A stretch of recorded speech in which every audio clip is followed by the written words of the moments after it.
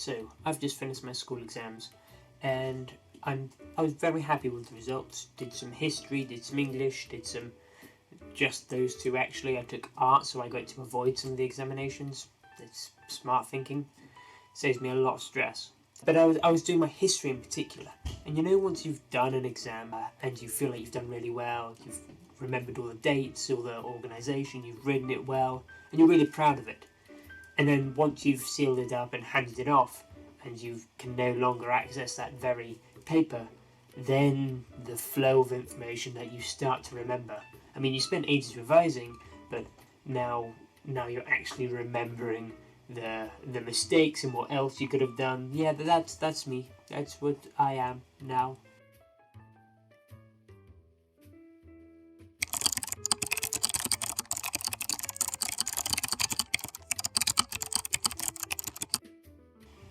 Hello Internet, I'm Oliver Worley from Ikarus Workshop, and other than in an attempt to kind of deal with this kind of exam malarkey, I decided to talk about poisons within the realm of Dungeons and Dragons and how to make them more significant to kind of like the plot, how to kind of bring them to life. The current situation that we have is a very simple poison condition, disadvantage on attack rolls and saves or something like that anyway. And we've got poison damage, which is just a standard type of damage which is dealt with certain attacks and all that. And I think that's a perfectly valid way of using poison in a way to, in a general use. So essentially, using these two premises of poison damage and the poison condition as it currently is very good for making typical standard encounters feel more dramatic and engaging or more dangerous. A bunch of goblins with poisoned arrows, for example, can actually feel like a real threat to a later tier party, even if the actual damage isn't too different. These goblins are more than just standard goblins. They've actually put effort into enhancing their combat prowess. They've got themselves stronger, and that makes them more of a threat. Bandits, it shows they're well funded or they have someone backing them. The general poison is a great way of increasing some sort of dynamics and stakes to an already existing encounter. You can also use, standard poison is also useful for making kind of an apothecary or something along those lines. Just seem a little bit more kind of dangerous, or maybe these guys have ties. Not enough to kind of detract attention to, but if you simply describe that the apothecary has poisons in, then the players will think, we understand this guy is not just a normal tinctures seller. He is actually, dealing with some people who know what they're doing, or he's a potentially dangerous man, or at least he knows them. There's some sort of dark undertone that you can get from that without making poisons the kind of main forefront of his activities. They're simply there to enhance that. The problem with this, however, is that these rules hold very little narrative significance because of the inherent qualities of being generalized. And that's, I think, where the problem lies. D&D has no specific rules for more kind of specific and dangerous poisons, things that really attract a player's attention. And so when you want to create such a poison that is more inclusive to the narrative, your main goal should be make it feel significant, or to make it feel significant is to make it feel individual. The poison must feel different from basically everything surrounding it. Other poisons, the people using it, etc. It's got to be significant, detailed, and itself. Now, my solution to that sort of problem, or my solution to a number of the to the idea of making a poison individual, comes in a number of ways. You need to create a name for it. Everything that is kind of designed to be individual needs a name, and don't underestimate the power of names. In many cases, a simple name is all that's needed to turn something very standard into something exuberant. I mean, in spells, you can have kind of generalized spells, but D&D has not done that. It names spells specifically. You don't just have blast with a number of different versions of blast. Instead, you have magic missile or catapult. All function very similarly, but the names imply certain kind of effects and allow that to kind of lead on. So names are vitally important. Also, a thing that kind of goes with names is the idea of having some sort of backstory, some sort of history or context to the poison. Having some sort of story behind things tends to make things feel a bit more grounded, and especially if that story is kind of not normal. So if that story is memorable and significant, then the players will attribute that to the poison, unsurprisingly. And in turn, the poison will hold that same significance to value, and even if the effects are so commonplace, the backstory can really draw things out and make the whole thing more vibrant to the players. A name and a background together are used to create that very feat. After that, you've got accessibility, how easy it is to get your hands on the poison. That will again tell you more about the poison. Maybe you could weave it into like the context and background of it. Some poisons are dead common, things found on like insects and giant bugs or other carrion and stuff like that, and that could be easily accessible or easy to collect. And so that, makes the poison seem a bit more commonplace. And suddenly you can kind of get away with these poisons being on the common man. You can make common encounters more dangerous quite easily without making it seem outrageous that they have their hands on poison. But then, of course, you can also show that these certain establishments have a good connections to certain places if you supply them with more extreme and rare and dangerous poison. The harder a poison is to come by, the more significant and more kind of scary almost, or more threatening the establishment that the players understand where the poison is coming from, the more threatening that establishment seems. And as such, you can really create some incredible dynamics by introducing that same element. Then you want to think more mechanically, and that's got to do with kind of like the effect the poison has. A significant and individual effect can really kind of bring light to certain points, make the awareness apparent, and the players will be able to choose between different poisons. They'll be able to think about it, decide actually we want to use the dexterity poison on that knight just to get rid of that armor class of his, and so he's easy to hit. Or maybe they want to use that really, really dangerous kind of lethal poison on the king because they want to certify that he dies. Different things like this can, influence different strategies, and in turn will kind of add creativity. Now, I'll get into the specifics of it later, but obviously you don't want to overdo it to a point that poison becomes a free-for-all, get out of jail free card. So my first point of creating a name, as I said, names are vitally important. They create this sort of memorable element. If someone can refer to a name that they've heard of, in many cases a name is all you need to make something memorable, successful, and feel significant, regardless of the actuality. I've spoken before in my narrative stealth about stakes and apparent stakes. Names are a brilliant way of creating these stakes, or at least making the appearance of stakes, because people will always attribute more importance to specific things, and specific things always have names. It's not just the tower in France; it's the Eiffel Tower. These things have names, have a power that we just don't quite understand, or at least I've only recently come to appreciate. It's because names can be attributed to a theme. Names can create a certain theme and hold on to it and grasp at it regardless of the actual mechanics behind that very theme. They're the first thing people realise upon viewing it. It's very much like reading a newspaper or an article. The headline is essentially the most important because it's what attracts people's attention to get people to read it. It works on me, it works on you, you just don't know it. But the name is vitally important. Now, when you want to create a name for a poison, I suggest having some sort of theme or idea of what you actually want the poison to kind of fit. Do you want the poison to sound brutal, harsh, and quick, very much like a dragon or a wyvern, in which case you might call it wyvern's blood? Even if it's not actually wyvern's blood, you might call it that. And people will attribute that to the dangerous animal and creature, and then, it'll have this sort of dramatic twist to it. On another side, I think Game of Thrones is a perfect example of what I'm about to describe, but on the other side you might want it to sound subtle and careful and quiet. The Tears of Lys in Game of Thrones is, the most perfect example of this that I can remember. It sounds quiet, it sounds sad. It's a sad poison. It's not a lethal poison, it's not a brutal poison, it's not an efficient poison, it's just a sad poison. And it works because in the context of the narrative, that poison is essentially the start of all the events that unravel within that entire book. Spoiler alert, I guess. But the name is what does this. The kind of story that fits with the name is only ever created and important and memorable because of the kind of themes that are presented. If it was just poison, then Game of Thrones wouldn't nearly have that same significant effect. The poison, people would hardly remember. Everyone would know that this guy was poisoned, but they wouldn't know that they wouldn't feel nearly as significant. It's like when you attribute titles to kings or lords. Those titles, despite just being another ruler of land, it adds a sort of prestige to it that wasn't previously there.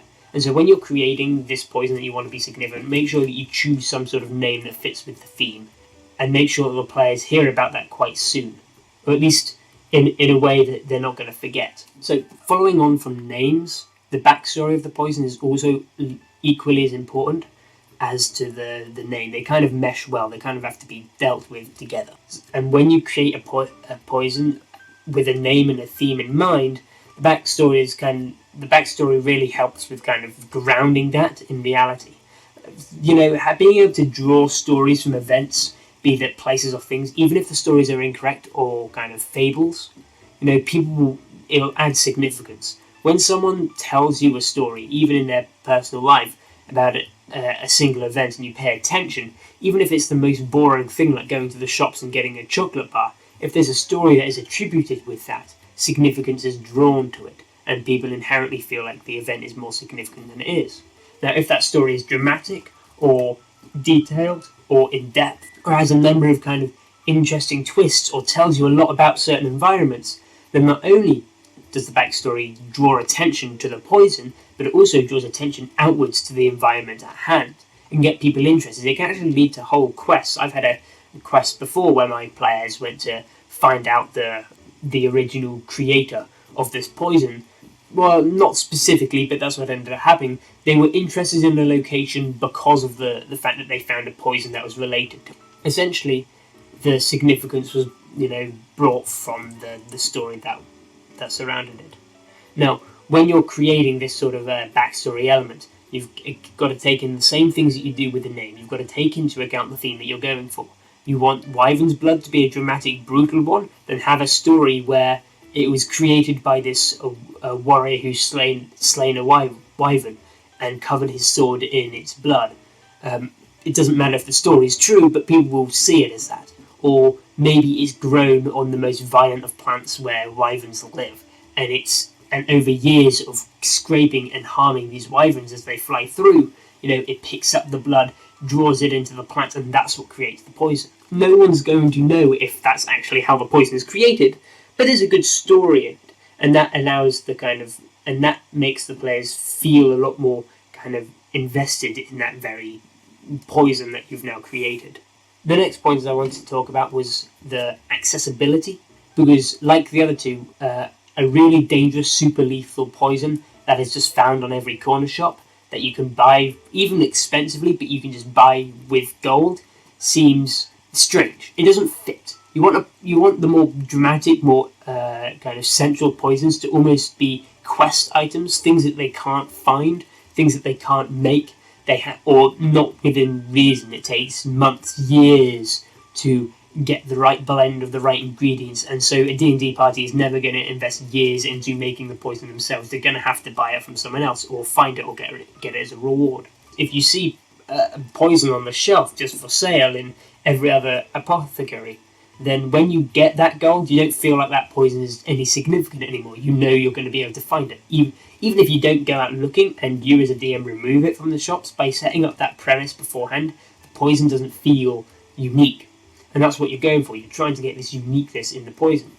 So instead, when finding out how accessible you want these poisons to be, you need to make them so rare that they require significant individual ingredients, and whole quests are dedicated to getting certain quantities or amounts, and it's so rare that kings would give up estates of land just to make sure that someone doesn't get their hands on it, or they themselves can use it in their own purposes. That sort of that sort of thing makes the poison feel so rare and significant that it is not going to be tampered with. Obviously, you could take it down a notch and instead have it like you have to have a rare ingredient that is difficult to find, maybe at the top of a volcano. Not a specific volcano, but it's still hard to get things from the top of volcanoes, and then you can kind of work down from there. All the way to the carrion crawlers that you just scoop the paralyzing goo off, and there you've got it.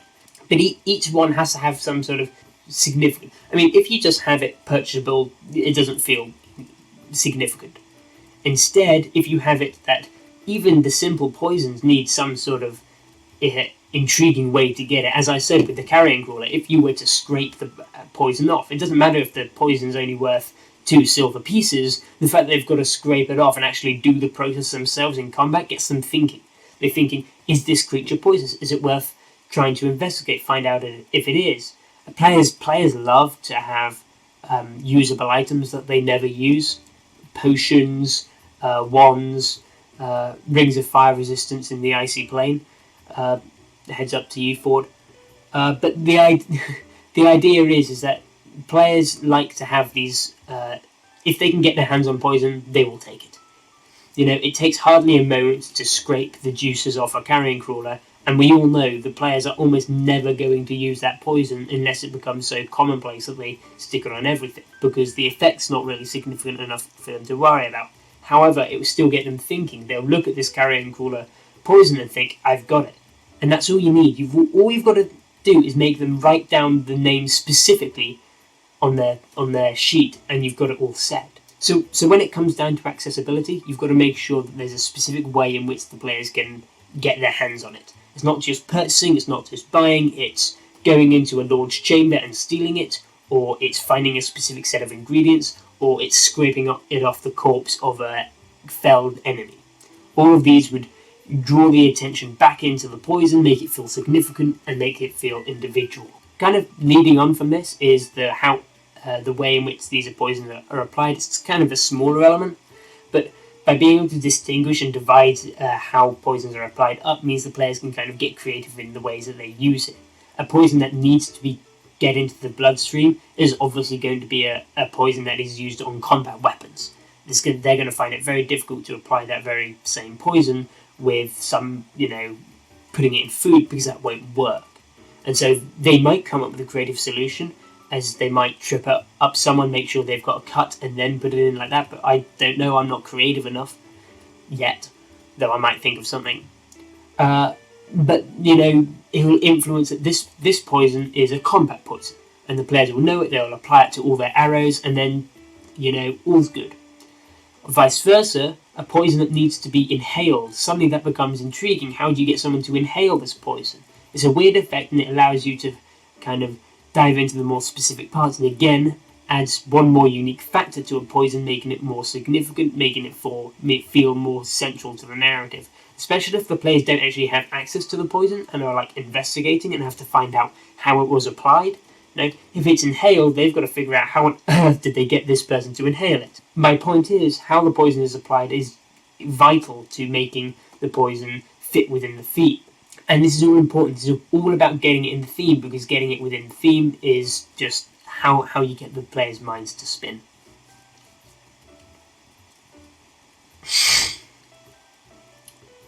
The last point I kind of want to touch upon in terms of my broad concepts is the effects of poison. We've covered all the thematic elements, but when it actually comes down to combat experience, if you do just use disadvantage, the player, all of that work you've put behind it will make the players feel insignificant. All that effort you've put making to make these poisons feel significant will be kind of removed if you end up just using the general rule. And so when you're creating these poisons, you've kind of got to decide on certain effects.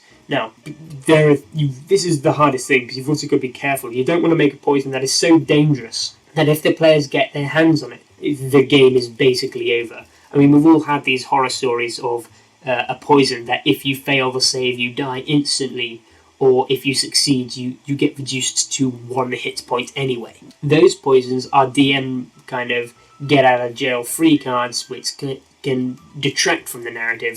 And though, yes, they feel incredibly dangerous, they're also pointless to a good story because they're so dangerous it becomes impractical to say anything else. So instead, when you think about effects, you want to create kind of specific elements that these poisons will target.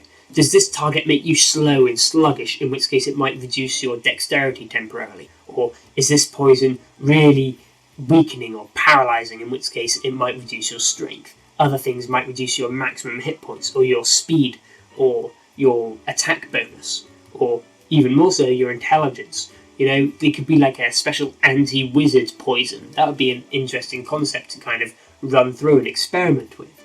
The idea is, when you create these poisons, you create them with a specific target in mind, something that they focus down on. Now, I'm not a fan of the class abilities that make someone immune to poison.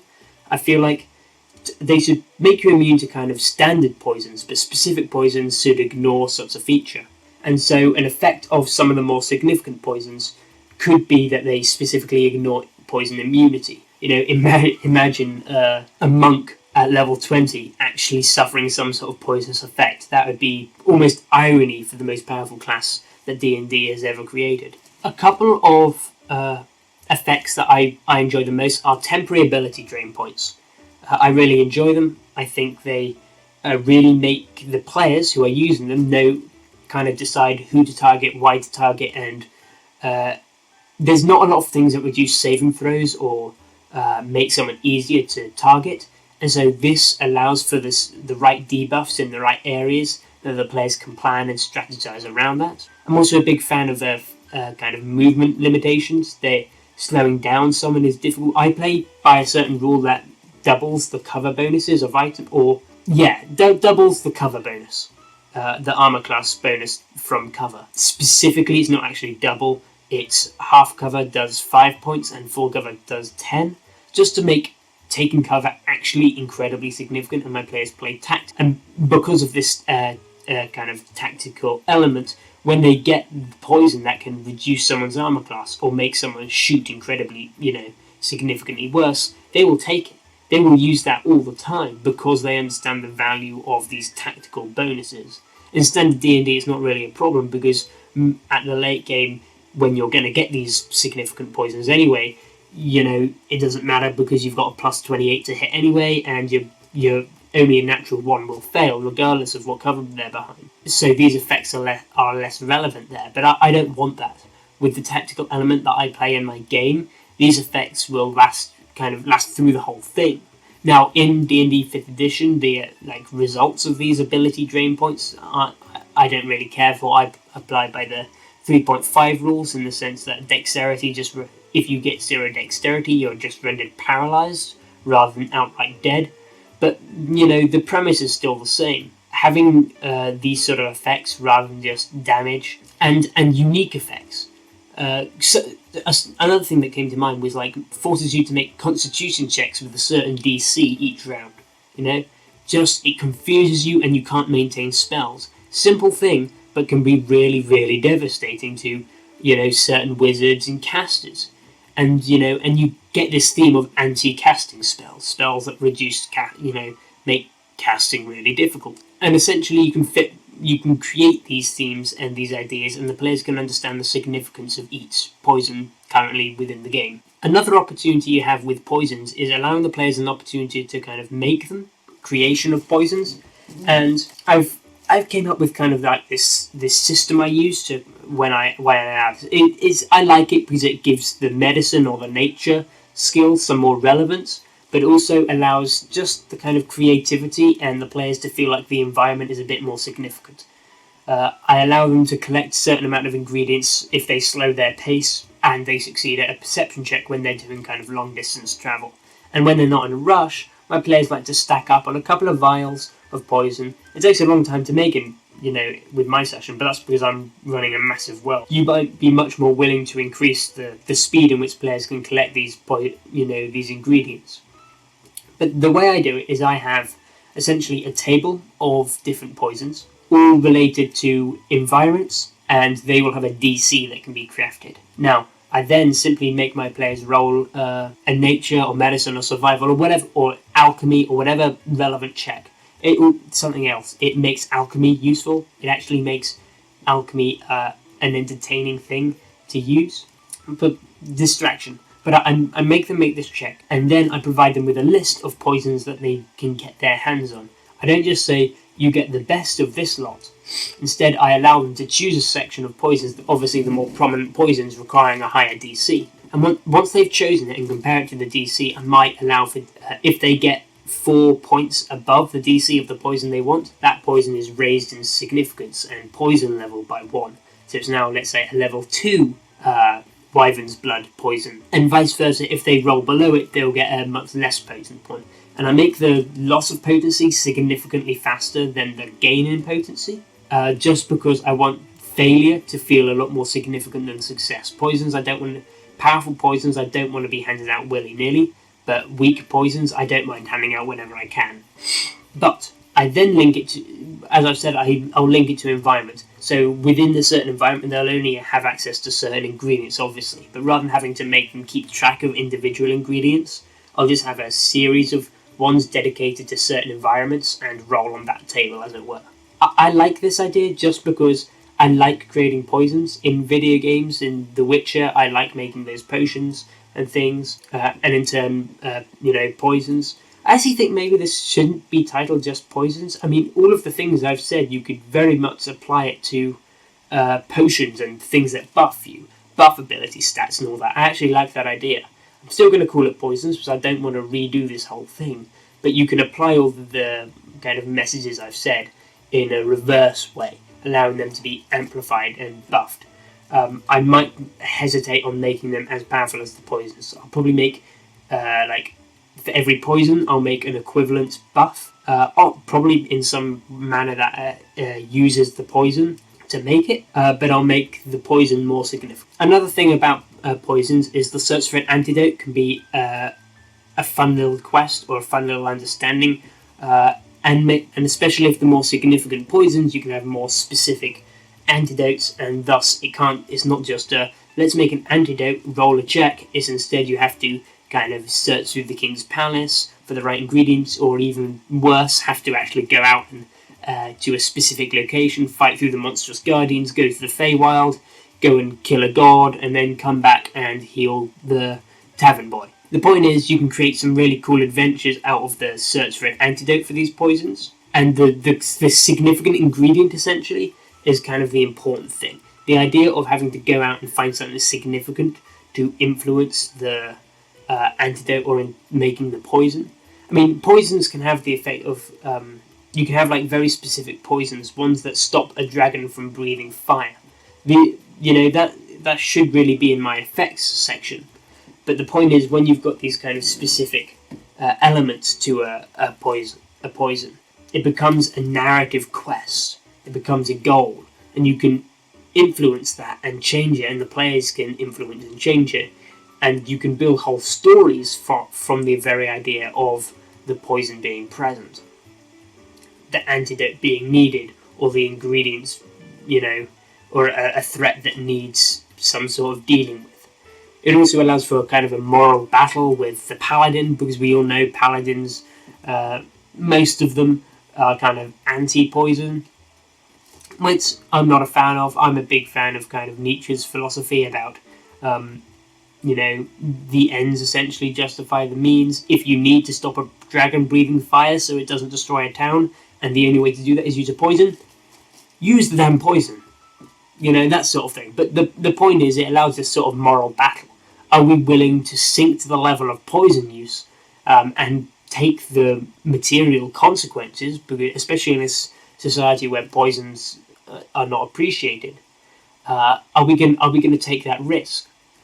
In many cases, yes. In many cases, no. It allows for kind of party dynamics. Challenging allows the rogue to kind of sneak it and hide it from the paladin's view, and the warlock is like, well, I'm not using poison myself, but I'm going to keep it from the paladin because I know you do. And then eventually the paladin finds out, and you get in this big argument, and the rogue has to justify his actions, and it's brilliant. You get all this fun sort of dialogue that everyone enjoys, and again adds to the game, especially if that poison is. Imagine if the rogue was to take poison from the target that has been killed, and now the paladin finds that the rogue had that poison. The paladin is wondering, did the rogue kill that man because he's got the poison, or is the rogue an accomplice, or is he just greedy, or what? I don't know. Should I ally myself with this man? And all of that juicy malarkey there can evolve from a specific poison being story relevant. Simply having a vial of poison, would not draw that same sort of character dynamic out of the paladin. Instead, you need this setup, and that setup is very easy to create if you kind of create the surrounding context of a poison being entertaining. So yeah, that's kind of my malarkey, my stuff, my words that are going to spill out, clean it up. But the premise is there. Poisons need to be specific and individual, and that from that allows a growth of opportunity. And that's basically it. Awkward sign off? Is that what I do now? Yeah, let's awkwardly sign off.